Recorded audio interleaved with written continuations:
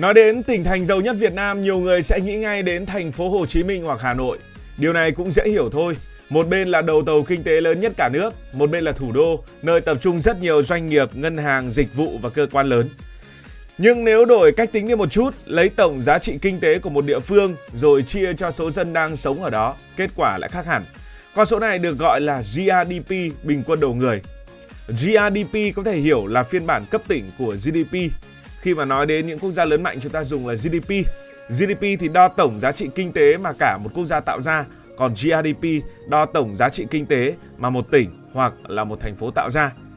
Ví dụ trong một năm, trên địa bàn của một tỉnh có nhà máy sản xuất điện thoại, có khách sạn, nhà hàng, cửa hàng, ngân hàng, công ty vận tải, mỏ khoáng sản, nông trại, công trường và hàng triệu hoạt động kinh tế khác, thì tất cả những cái phần giá trị mới mà những hoạt động đó tạo ra sẽ góp vào GRDP của tỉnh. Và GRDP là cách đo một địa phương thực sự làm thêm bao nhiêu của cải. Còn GRDP bình quân đầu người thì lại càng dễ hiểu hơn, lấy cái tổng kia chia cho dân số. Nếu một tỉnh tạo ra 200.000 tỷ đồng một năm và có 2 triệu dân thì bình quân mỗi người tương ứng với 100 triệu đồng giá trị kinh tế. Nhưng phải nhớ một điều rất quan trọng, 100 triệu đồng tính theo GRDP bình quân đầu người không có nghĩa là người dân được cầm 100 triệu đồng về nhà. Đây chỉ là giá trị kinh tế bình quân. Trong đó còn có lợi nhuận của doanh nghiệp, tiền đầu tư, thuế, khấu hao máy móc, chi phí sản xuất và nhiều khoản khác. Hiểu được điểm này rồi thì bây giờ chúng ta bắt đầu từ vị trí thứ 10 trong số những tỉnh thành giàu nhất Việt Nam sau sáp nhập. Đứng vị trí thứ 10 trong bảng xếp hạng là Đà Nẵng. GRDP bình quân đầu người của thành phố năm 2025 vào khoảng hơn 4.200 đô la Mỹ, tức trên 100 triệu đồng một người một năm. Điều đáng chú ý là Đà Nẵng ngày nay không còn là một thành phố tương đối nhỏ như trước. Sau sáp nhập thì thành phố được mở rộng mạnh mẽ. Đà Nẵng cũ vốn nổi bật về du lịch, dịch vụ, công nghệ và thương mại, trong khi khu vực Quảng Nam cũ lại có thêm công nghiệp, cảng biển, khu kinh tế Chu Lai, sản xuất ô tô và một vùng đất rộng lớn. Nếu trước đây Đà Nẵng rất giỏi về dịch vụ thì sau sáp nhập, Đà Nẵng đã có thêm một cánh tay công nghiệp. Thành phố vừa có khách sạn, sân bay, bãi biển, trung tâm hội nghị, vừa có thêm nhà máy, khu công nghiệp và những không gian sản xuất rộng hơn. Tuy nhiên, sáp nhập cũng làm dân số tăng mạnh. Vì vậy, thu nhập bình quân đầu người không thể đơn giản lấy con số đẹp nhất của Đà Nẵng cũ để giữ nguyên. Tổng giá trị kinh tế thì tăng lên, nhưng số người để chia cũng tăng theo. Chính điều này khiến Đà Nẵng dừng ở vị trí thứ 10. Đứng ngay trên Đà Nẵng là một cái tên rất thú vị, đó là Phú Thọ. GRDP bình quân đầu người của tỉnh này vào khoảng hơn 110 triệu đồng mỗi năm. Phú Thọ mới là một trường hợp khá đặc biệt vì đây là sự kết hợp của 3 tỉnh cũ có tính chất kinh tế rất khác nhau. Phú Thọ cũ có công nghiệp, hóa chất, giấy, dịch vụ và vị trí cửa ngõ Tây Bắc. Hòa Bình cũ có thủy điện, du lịch, nông nghiệp và quỹ đất thì rất là lớn. Trong khi Vĩnh Phúc cũ lại là một trong những trung tâm sản xuất công nghiệp nổi bật nhất của miền Bắc. Vĩnh Phúc được biết đến với những nhà máy ô tô, xe máy và mạng lưới công nghiệp phụ trợ. Chính phần công nghiệp này đã tạo ra một lượng giá trị rất cao trên đầu người. Khi nhập vào Phú Thọ mới, nó trở thành một động cơ quan trọng kéo GRDP bình quân đầu người của cả tỉnh mới đi lên. Hạng 8 thuộc về Thái Nguyên, thu nhập bình quân đầu người vào khoảng hơn 114 triệu đồng mỗi năm. Muốn hiểu vì sao Thái Nguyên lại có vị trí cao như vậy thì chỉ cần nhìn vào phần công nghiệp của Thái Nguyên. Trong nhiều năm qua, Thái Nguyên đã trở thành một trong những trung tâm sản xuất điện tử lớn nhất Việt Nam. Các tổ hợp sản xuất lớn cùng hệ thống doanh nghiệp phụ trợ tạo ra giá trị xuất khẩu khổng lồ. Một chiếc điện thoại xuất khẩu đi Mỹ, châu Âu hay Hàn Quốc có thể đã trải qua nhiều công đoạn sản xuất ngay tại Thái Nguyên. Mỗi công đoạn như vậy đều tạo thêm giá trị và góp phần vào tổng thu nhập của cả tỉnh. Sau khi nhập thêm Bắc Kạn, Thái Nguyên có diện tích lớn hơn, nhiều vùng miền núi hơn và dân số cũng thay đổi. Bắc Kạn không có mật độ công nghiệp mạnh như Thái Nguyên cũ, vì vậy con số bình quân có phần bị kéo xuống. Dù vậy, sức mạnh của khu vực sản xuất điện tử vẫn đủ lớn để giữ Thái Nguyên trong nhóm đầu của cả nước. Đứng thứ 7 đó là Tây Ninh. Tây Ninh mới với thu nhập bình quân đầu người của cả tỉnh rơi vào khoảng 115 triệu đồng mỗi năm. Tây Ninh mới có một lợi thế rất thú vị, đó là vị trí địa lý. Sau khi hợp nhất với Long An cũ, tỉnh mới có một dải kinh tế kéo dài từ khu vực giáp thành phố Hồ Chí Minh cho tới biên giới Campuchia. Phần Long An cũ từ lâu đã hưởng lợi rất nhiều từ việc nằm gần thành phố Hồ Chí Minh. Nhiều nhà máy, kho hàng và khu công nghiệp tìm tới đây vì đất rộng hơn nhưng vẫn gần thị trường lớn nhất Việt Nam. Còn Tây Ninh cũ có lợi thế thương mại biên giới, cửa khẩu và kết nối với Campuchia. Ghép hai khu vực lại, Tây Ninh mới vừa có công nghiệp, vừa có vận tải, vừa có nông nghiệp, vừa có thương mại biên giới. Đây là kiểu nền kinh tế không quá phụ thuộc vào một ngành duy nhất. Và quan trọng hơn, khu vực này nằm ngay trên hướng mở rộng tự nhiên của vùng kinh tế thành phố Hồ Chí Minh. Khi thành phố ngày càng chật chội, nhiều nhà máy và kho vận có xu hướng dịch chuyển ra các địa phương xung quanh. Tây Ninh mới chính là một trong những nơi hưởng lợi rõ nhất. Từ vị trí thứ 6 trở đi, khoảng cách bắt đầu lớn hơn hẳn. Vị trí thứ 6 đó là Đồng Nai. Đồng Nai là một thành phố trực thuộc trung ương mới và có thu nhập bình quân đầu người khoảng 150 triệu đồng mỗi năm. Đây là một trong những trung tâm công nghiệp lâu đời nhất của Việt Nam. Vị trí của Đồng Nai gần như được sinh ra để làm công nghiệp và vận tải. Hàng hóa sản xuất tại đây có thể nhanh chóng đi về thành phố Hồ Chí Minh, xuống cảng Cái Mép, Thị Vải hoặc xuất khẩu qua các tuyến giao thông lớn. Sau khi hợp nhất thêm Bình Phước cũ, Đồng Nai có diện tích rộng hơn rất nhiều. Bình Phước đem lại đất đai, nông nghiệp, cao su, điều, cửa khẩu, trong khi Đồng Nai cũ đóng vai trò động cơ công nghiệp. Điều thú vị là thu nhập bình quân đầu người của Đồng Nai cao, nhưng nếu nhìn sang thu nhập thực tế của người dân, con số lại thấp hơn rất nhiều. Đây chính là ví dụ rõ ràng nhất cho việc địa phương làm ra nhiều của cải không đồng nghĩa toàn bộ của cải đó được chia đều cho người dân.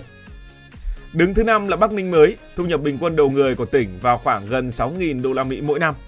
Bắc Ninh có lẽ là một trong những ví dụ rõ nhất về việc đầu tư nước ngoài có thể thay đổi hoàn toàn một địa phương. Từ một tỉnh có diện tích nhỏ, Bắc Ninh từng bước trở thành một trung tâm sản xuất điện tử quy mô cực lớn. Những nhà máy điện thoại, màn hình, linh kiện và thiết bị điện tử tạo ra khối lượng hàng hóa xuất khẩu khổng lồ. Xung quanh những nhà máy lớn lại mọc lên hàng trăm doanh nghiệp phụ trợ. Người thì làm bao bì, người thì làm linh kiện, người thì vận tải, người thì cung cấp suất ăn, người thì cho thuê nhà. Một nhà máy lớn có thể kéo theo cả một hệ sinh thái kinh tế. Sau khi Bắc Ninh hợp nhất với Bắc Giang cũ, khu vực này trở thành một hành lang công nghiệp rất lớn ở phía Bắc Hà Nội. Bắc Giang những năm gần đây cũng phát triển công nghiệp cực mạnh. Vì vậy, hai địa phương ghép lại tạo thành một vùng sản xuất điện tử có quy mô đáng nể. Tuy nhiên, thu nhập bình quân đầu người cao ở đây cũng phải hiểu đúng. Một chiếc điện thoại giá trị hàng chục triệu đồng được sản xuất tại tỉnh không có nghĩa là người công nhân làm ra nó được hưởng hàng chục triệu đồng. Phần giá trị đó còn thuộc về doanh nghiệp, nhà đầu tư, máy móc, công nghệ và rất nhiều khâu khác. Bây giờ chúng ta sẽ bước vào top 4 và đứng ở vị trí thứ 4 đó là Hà Nội, với thu nhập bình quân đầu người khoảng gần 180 triệu đồng mỗi năm. Nếu Bắc Ninh hay Thái Nguyên giàu lên nhờ nhà máy, thì Hà Nội lại đi theo một con đường khác. Thế mạnh lớn nhất của thủ đô đó là dịch vụ. Hà Nội tập trung ngân hàng, bảo hiểm, công nghệ, giáo dục, y tế, thương mại, bất động sản, du lịch, hàng loạt cơ quan và tập đoàn lớn. Đây đều là những ngành có thể tạo ra giá trị rất cao mà không cần những nhà máy rộng hàng trăm hecta. Ví dụ, một công ty phần mềm chỉ có vài trăm nhân viên nhưng có thể tạo ra doanh thu và giá trị rất lớn.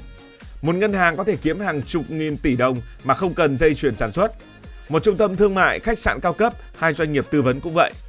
Đó là lý do Hà Nội dù có dân số đông nhưng vẫn có thu nhập bình quân đầu người rất cao. Mẫu số rất lớn nhưng chiếc bánh kinh tế cũng cực lớn.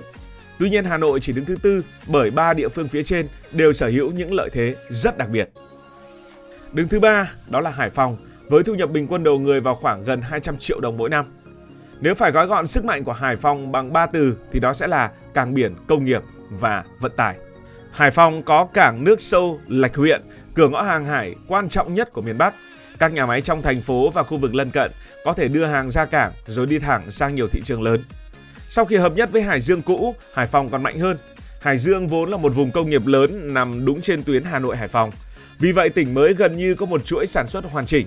Nhà máy nằm sâu trong đất liền, cao tốc nối thẳng ra biển, cảng lớn chờ ở đầu cuối. Đây là một lợi thế rất lớn bởi trong kinh tế bây giờ không chỉ sản xuất được hàng hóa là đủ, hàng còn phải đi nhanh, rẻ và ổn định. Hải Phòng có cả những điều kiện này. Chính vì thế, thu nhập bình quân đầu người của Hải Phòng thuộc vào nhóm cao nhất của cả nước. Thành phố Hồ Chí Minh ở vị trí nào thì Thành phố Hồ Chí Minh ở vị trí thứ 2. Đây mới là điều thú vị, bởi nếu xét tổng quy mô kinh tế thì Thành phố Hồ Chí Minh gần như là không có đối thủ. Sau khi hợp nhất Thành phố Hồ Chí Minh cũ, Bình Dương và Bà Rịa Vũng Tàu, thành phố mới sở hữu một cấu trúc kinh tế gần như đầy đủ tất cả mọi thứ. Thành phố Hồ Chí Minh cũ cực mạnh về tài chính, ngân hàng, thương mại, công nghệ và dịch vụ. Bình Dương là một trong những thủ phủ công nghiệp lớn nhất Việt Nam. Bà Rịa Vũng Tàu lại sở hữu dầu khí, hóa dầu, cảng biển và công nghiệp nặng. Ghép 3 khu vực này lại, chúng ta có một siêu vùng kinh tế mà sáng có thể giao dịch chứng khoán ở trung tâm thành phố, trưa đi qua khu công nghiệp ở Bình Dương cũ, chiều xuống cảng Cái Mép Thị Vải nhìn tàu container khổng lồ. Thế nhưng, Thành phố Hồ Chí Minh lại không đứng số 1 với thu nhập bình quân đầu người. Lý do rất đơn giản là dân số quá đông. Chiếc bánh kinh tế của Thành phố Hồ Chí Minh lớn nhất Việt Nam, nhưng số người cùng chia bánh cũng cực kỳ lớn. Đây chính là điểm khác nhau giữa tổng quy mô kinh tế và bình quân đầu người. Và chính vì thế, vị trí số 1 thuộc về một địa phương có dân số nhỏ hơn rất nhiều. Vâng, vị trí số 1 đó là Quảng Ninh. Thu nhập bình quân đầu người của tỉnh đã vượt mốc 10.000 đô la Mỹ mỗi năm và cao nhất cả nước. Quảng Ninh có một công thức kinh tế cực kỳ đặc biệt.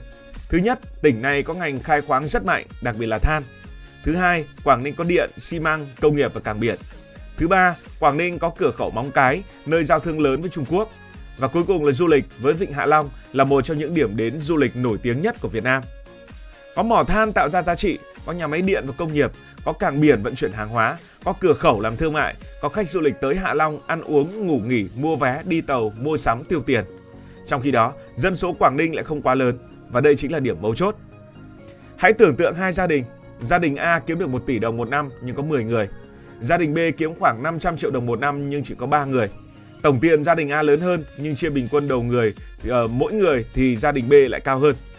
Thì Quảng Ninh và thành phố Hồ Chí Minh cũng gần giống như vậy. Thành phố Hồ Chí Minh có quy mô kinh tế lớn hơn rất nhiều nhưng dân số cũng lớn khủng khiếp. Quảng Ninh có quy mô kinh tế nhỏ hơn nhưng số người chia ra lại ít hơn. Vì thế thu nhập bình quân đầu người của Quảng Ninh cao hơn. Đó là lý do Quảng Ninh có thể vượt cả thành phố Hồ Chí Minh và Hà Nội để trở thành địa phương đứng đầu Việt Nam về thu nhập bình quân đầu người. Nhưng một lần nữa cần phải nhắc lại, nếu nghe nói Quảng Ninh có thu nhập bình quân đầu người hơn 10.000 đô la Mỹ, nhiều người có thể nghĩ rằng mỗi người dân ở đây đang kiếm hơn 10.000 đô la Mỹ, tức là hơn 260 triệu đồng một năm. Không phải là như vậy. GDP, con số chúng ta đang nhắc đến khi chia ra, đó là giá trị kinh tế được tạo ra trên địa bàn. Một phần thuộc về người lao động dưới dạng tiền lương, những phần khác thuộc về doanh nghiệp, nhà đầu tư, nhà nước, máy móc, vốn và nhiều yếu tố khác. Một nhà máy trị giá hàng tỷ đô la Mỹ có thể tạo ra lượng GDP góp cho một tỉnh, một thành phố rất lớn. Nhưng nếu lợi nhuận được chuyển về công ty mẹ ở nước ngoài, số tiền đó không biến thành thu nhập của người dân địa phương. Vì vậy muốn biết người dân nơi đó thực sự có mức sống ra sao, chúng ta phải xem thêm thu nhập bình quân, mức chi tiêu, giá nhà, chi phí sinh hoạt, tài sản và nhiều chỉ số khác. Như vậy nếu tính theo GDP bình quân đầu người, nhóm dẫn đầu sau sáp nhập là Đà Nẵng, Phú Thọ, Thái Nguyên, Tây Ninh, Đồng Nai, Bắc Ninh, Hà Nội, Hải Phòng, Thành phố Hồ Chí Minh và đứng đầu là Quảng Ninh ở vị trí cao nhất. Nếu hỏi nền kinh tế nào lớn nhất Việt Nam thì đó là Thành phố Hồ Chí Minh. Nếu hỏi mỗi người dân tương ứng với bao nhiêu giá trị kinh tế được tạo ra thì Quảng Ninh chính là số 1. Cảm ơn. Bạn có quê ở địa phương nào trong số 10 địa phương vừa rồi hay không? Hãy để lại cái ý kiến của bạn dưới phần bình luận. Còn mình bây giờ là một người Phú Thọ rồi, vẫn nói vui là Phú Thọ 3 bởi vì là Hòa Bình cũ. Nếu thấy thú vị, bạn có thể nhấn nút đăng ký kênh, bật chuông thông báo và chia sẻ. Còn bây giờ thì xin được nói lời chào tạm biệt. Cảm ơn các bạn đã dành sự đồng hành cùng Hải Thanh Story. Đi qua những vùng đất, khám phá những điều mới.